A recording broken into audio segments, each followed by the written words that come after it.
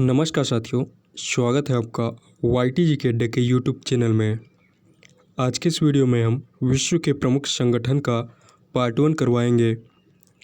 दोस्तों, अगर हमारी वीडियो से रिलेटेड कोई भी PDF आपको चाहिए तो हमारा YTG के अड्डे का टेलीग्राम ग्रुप ज्वाइन करें। टेलीग्राम ग्रुप का लिंक मैंने इस वीडियो के डिस्क्रिप्शन में दे दिया है। तो आइए चलते हैं टॉपिक पे। हमारा पहला संगठन है नाटो। इसका पूरा नाम नॉर्थ अटलांटिक ट्रीटी ऑर्गेनाइजेशन है। इसकी स्थापना 4 अप्रैल 1949 में की गई थी। वर्तमान में इसके सदस्य देशों की संख्या 30 है। मुख्यालय है इसका ब्रुसेल्स, जो कि बेल्जियम की राजधानी है। नाटो यूरोप और उत्तरी अमेरिका के देशों के मध्य एक सैन्य गठबंधन है। इसका उद्देश्य पश्चिमी यूरोप में सोवियत संघ की साम्यवादी विचारधारा को रोकना था। इसके अलावा राजनैतिक और सैन्य तरीकों से अपने सदस्य राष्ट्रों की स्वतंत्रता और सुरक्षा की गारंटी प्रदान करना है। अगला संगठन है OIC। OIC का पूरा नाम ऑर्गेनाइजेशन ऑफ इस्लामिक कोऑपरेशन है। इसकी स्थापना 25 सितंबर 1969 में की गई थी। मुख्यालय है इसका जेद्दा, सऊदी अरेबिया में। इसके वर्तमान में सदस्य देशों की संख्या 57 है। इस संगठन को दुनिया भर के मुस्लिमों की सामूहिक आवाज़ भी कहा जाता है। इसका उद्देश्य दुनिया के विभिन्न देशों के लोगों के बीच अंतर्राष्ट्रीय शांति और सद्भावना को बढ़ावा देना है और साथ ही दुनिया के मुस्लिम समुदायों की रक्षा और संरक्षण का प्रयास करना है। अगला संगठन WHO है, जिसका पूरा नाम वर्ल्ड हेल्थ ऑर्गेनाइजेशन है। इसकी स्थापना 1948 ईस्वी में की गई थी। मुख्यालय की बात करें अगर, तो इसका मुख्यालय जिनेवा, स्विट्ज़रलैंड में स्थित है। वर्तमान में इसके सदस्य देशों की संख्या 194 है। इसका कार्य अंतर्राष्ट्रीय स्वास्थ्य संबंधी कार्यों पर निर्देशक एवं समन्वय प्राधिकरण के रूप में कार्य करना है। इसके अलावा सरकारों के अनुरोध पर स्वास्थ्य सेवाओं को मजबूत करने के लिए सहायता प्रदान करना है। साथ ही ऐसे वैज्ञानिक और पेशेवर समूहों के मध्य सहयोग को बढ़ावा देना है जो स्वास्थ्य प्रगति के क्षेत्र में योगदान देते हैं। अगला है ILO, इंटरनेशनल लेबर ऑर्गेनाइजेशन। इसकी स्थापना वर्ष 1919 में वर्साय की संधि द्वारा राष्ट्र संघ की एक संबद्ध एजेंसियों के रूप में की गई थी। मुख्यालय है इसका जिनेवा, स्विट्ज़रलैंड। इसका उद्देश्य वैश्विक एवं स्थायी शांति हेतु सामाजिक न्याय को बढ़ावा देना है। यह अंतर्राष्ट्रीय स्तर पर मान्यता प्राप्त मानवाधिकारों एवं श्रमिक अधिकारों को बढ़ावा देता है। अगला है G7। G7 में वर्तमान में टोटल 7 सदस्य देश हैं। इसी के अनुरूप इसका नाम G7 दिया गया है। इसके सदस्य देशों में Canada, France, Germany, Italy, Japan, United kingdom और संयुक्त राज्य अमेरिका शामिल हैं। यह एक अंतर सरकारी संगठन है जिसका गठन वर्ष 1975 में उस समय की शीर्ष अर्थव्यवस्थाओं द्वारा वैश्विक मुद्दों पर चर्चा करने के लिए एक अनौपचारिक मंच के रूप में किया गया था। इसके तहत वैश्विक आर्थिक व्यवस्था, अंतर्राष्ट्रीय सुरक्षा और ऊर्जा नीति जैसे साझा हित के मुद्दों पर चर्चा करने के लिए हर वर्ष G7 की बैठक की जाती है। अगला संगठन है आर्कटिक काउंसिल। आर्कटिक परिषद वहाँ के क्षेत्र में सामान्य आर्थिक मुद्दों, विशेषकर आर्थिक क्षेत्र में सतत विकास और पर्यावरण सुरक्षा के प्रति आर्कटिक देशों और अन्य आर्कटिक निवासियों के बीच सहयोग, समन्वय और अनुक्रिया के बढ़ाने के लिए एक प्रमुख अंतर सरकारी फोरम है। यह आर्कटिक परिषद जैव विविधता में परिवर्तन, समुद्री बर्फ का पिघलना, प्लास्टिक प्रदूषण और ब्लैक कार्बन जैसे मुद्दों से निपटने के लिए एक सर्वसम्मति आधारित निकाय के रूप में कार्य करती है। अगला संगठन है नासा, जिसका पूरा नाम national aeronautics and space administration है। इसकी स्थापना की बात करें तो वर्ष 1958 में इसकी स्थापना की गई थी। मुख्यालय है इसका वाशिंगटन डीसी, अमेरिका में। इसका उद्देश्य अंतरिक्ष के बारे में मानवीय ज्ञान को बढ़ाना तथा अंतरिक्ष संबंधी प्रौद्योगिकी के नवप्रवर्तन में विश्व का नेतृत्व करना है। इसके अलावा ऐसे वाहनों का विकास करना है जो अंतरिक्ष में उपकरणों और सजीव दोनों को ले जा सके। अगला संगठन है ट्रैफिक।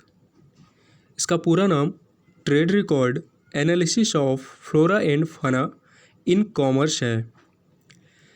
ट्रैफिक वन्यजीव व्यापार निगरानी नेटवर्क के रूप में एक अग्रणी गैर सरकारी संगठन है जो जैव विविधता संरक्षण और सतत विकास के संदर्भ में वन्यजीव व्यापार के क्षेत्र में कार्य कर रहा है।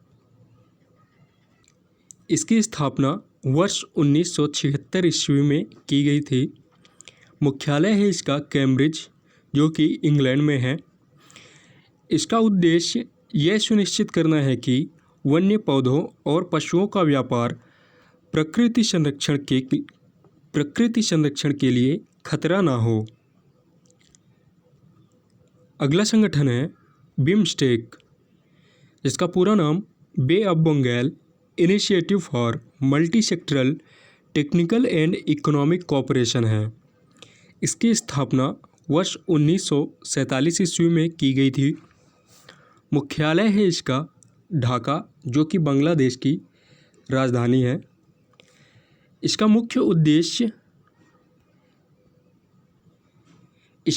उद्देश्य तीव्र एवं आर्थिक विकास हेतु वातावरण तैयार करना, सामाजिक प्रगति में तेजी लाना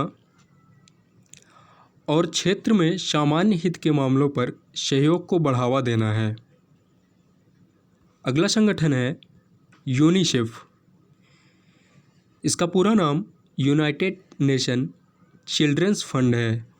इसकी स्थापना वर्ष 1946 में 11 दिसंबर को की गई थी। मुख्यालय है इसका न्यूयॉर्क में। इसका उद्देश्य द्वितीय विश्व युद्ध में तबाह हुए देशों में बच्चों और माताओं को आपातकालीन स्थिति में भोजन और स्वास्थ्य सेवा उपलब्ध कराना था।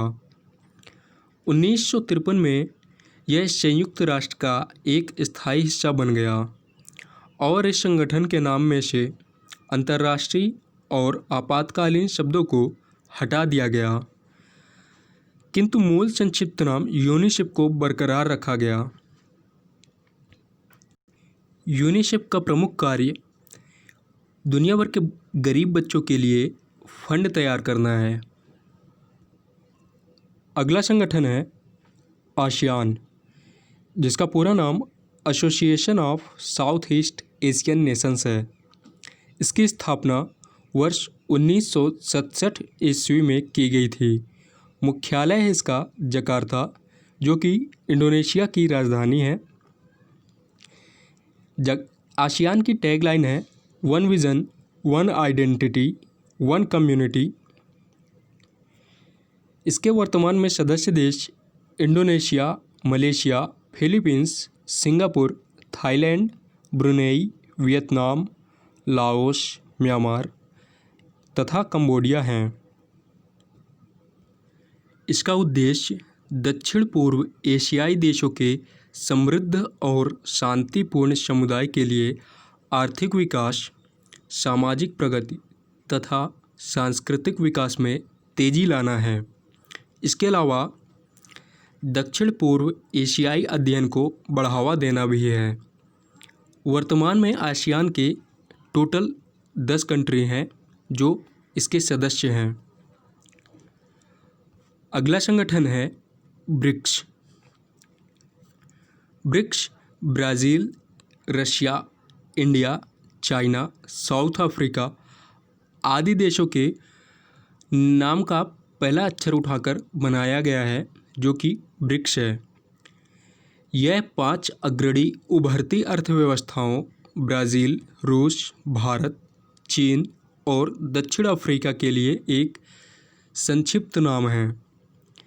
ब्रिक्स शिखर सम्मेलन की अध्यक्षता प्रतिवर्ष ब्रिक्स क्रमानुसार सदस्य देशों के सर्वोच्च नेता द्वारा की जाती है। ब्रिक्स देशों की जनसंख्या दुनिया की आबादी का लगभग 40% है। इसके अलावा इसका वैश्विक सकल घरेलू उत्पाद में हिस्सा लगभग 30% है। इसका उद्देश्य अधिक स्थायी, न्यायसंगत और पारस्परिक रूप से लाभकारी विकास के लिए समूह के साथ साथ अलग अलग देशों के बीच सहयोग को व्यापक स्तर पर आगे बढ़ाना है।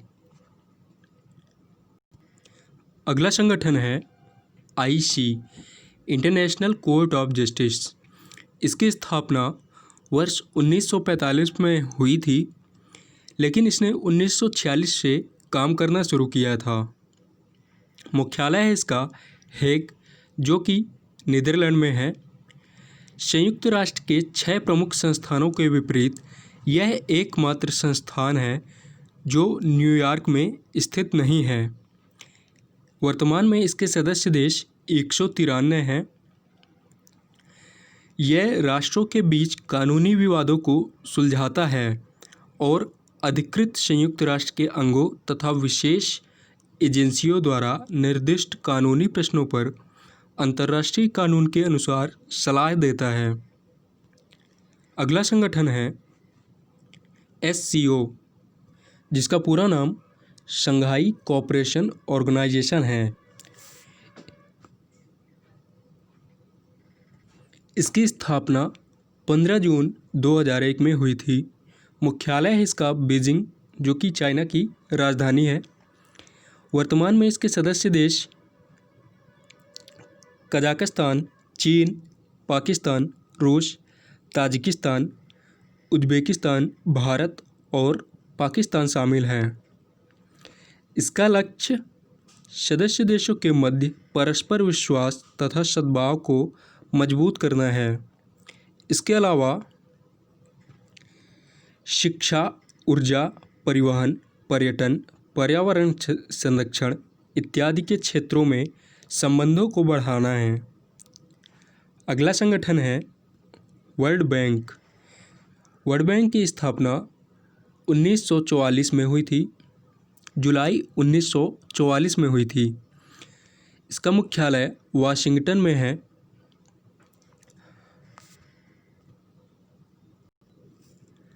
IBRD, international bank for reconstruction and development को ही विश्व बैंक कहा जाता है। वर्तमान में विश्व बैंक में 189 देश सदस्य हैं। विश्व बैंक का सदस्य बनने के लिए किसी भी देश को पहले अंतर्राष्ट्रीय वित्त निगम का सदस्य बनना जरूरी होता है। इसका मुख्य उद्देश्य सदस्य राष्ट्रों को पुनर्निर्माण और विकास के कार्यों में आर्थिक सहायता देना है। अगला संगठन है WIPO, जिसका पूरा नाम वर्ल्ड इंटेलेक्चुअल प्रॉपर्टी ऑर्गेनाइजेशन है। यह संयुक्त राष्ट्र की सबसे पुरानी संस्थाओं में से एक है। इसकी स्थापना 1967 में बौद्धिक संपदा संरक्षण को बढ़ावा देने के लिए किया गया था। मुख्यालय है इसका जिनेवा, स्विट्ज़रलैंड में। भारत 1975 में वीपो का सदस्य बना था। इसका कार्य सभी सदस्य देशों को आर्थिक, सामाजिक और सांस्कृतिक विकास के लिए बौद्धिक संपदा का उपयोग करने में सक्षम बनाने के लिए सहयोग कार्यक्रम चलाना है। तो दोस्तों, इस वीडियो में इतना ही। बाकी के जो संगठन हैं उसे हम पार्ट 2 में कवर करवाएंगे। अगर वीडियो आपको पसंद आ रही है तो लाइक करें, शेयर करें और सब्सक्राइब करते रहें। धन्यवाद।